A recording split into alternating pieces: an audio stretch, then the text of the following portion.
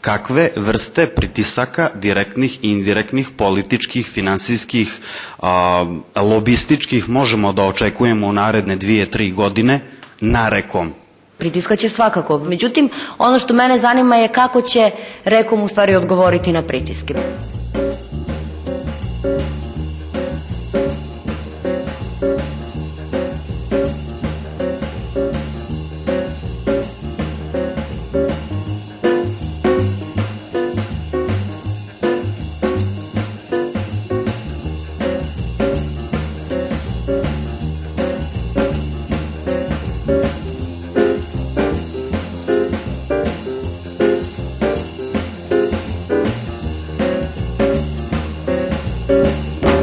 Uložit će se veliki trud mladih i javnosti da se izvrši pritisak i onda opet se ta inicijativa, znači ta dobra namera, stavlja u ruke predstavnicima institucija i opet postoji posle mogućnost da se to blokira. Ne znam kako predviđate da sprečite to da se ponovo ne vrati na političarenje i strančarenje. Ja dolazim s Fakulteta političkih nauka, ja vam garantujem da pola studenta ne zna tačno šta je to Srebrenica.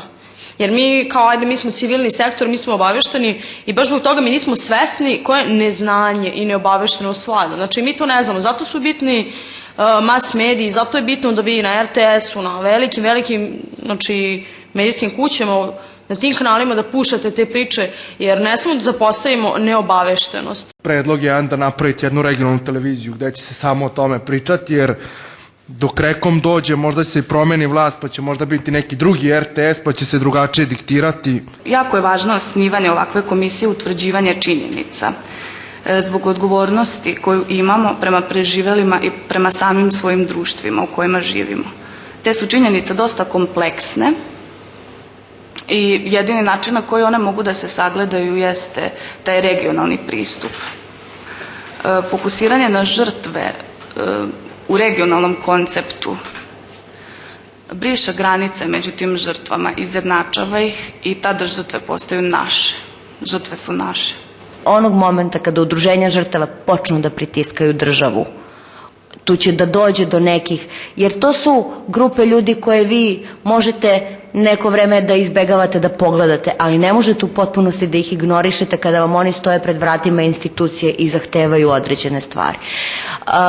I tu zaista vidim mogućnost da Rekom izađe na kraj sa eventualnim budućim problemima. Mi kao zemlja, odnosno Srbija, znači treba da obratimo pažnju na sebe prvo, znači da ispravimo svoje greške, a evidentno je da ih je bilo. Prvo treba da počistimo smeće ispred svojih vrata, da rešimo naše probleme i da toliko koliko ublažimo sliku u svetu o našoj zemlji.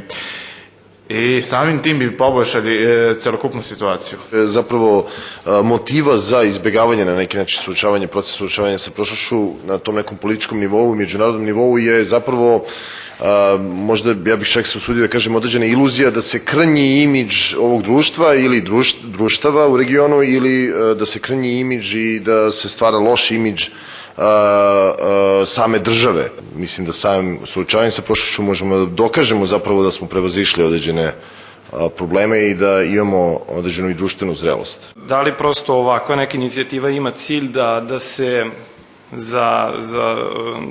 prosto kazne učinioci datih zločina ili ima za cilj da prosto predstavlja određen primjer koji ne bi smeo ili ne bi trebao se desiti negde u budućnosti? U tom smislu bi bilo neophodno kriterijume odrediti pre početka javnog zagovaranja i lobiranja, iz razloga što ako nemate jasne kriterijume to može da izazovete, znači date mogućnost onima koji su protiv ovakve inicijative. Zato je važno sa kriterijumima izaći u javno zagovaranje i lobiranje. Rekom, mislim da treba javno da ukaže na to koji su novinari bili ti koji su vršili ratnu propagandu i huškali na vršenje pojedinih zločina. Ratni veterani sarađuju već između sebe. Znači, hrvatski ratni veterani koji su se juče preko nišana gledali sa srpskim veteranima već sarađuju i pričaju. Mislim da bi njih trebalo uključiti jer oni mogu da nam daju s prve linije. Rekom koji bude na ovom prostoru da ukine amnestiju. na Balkanu uopšte.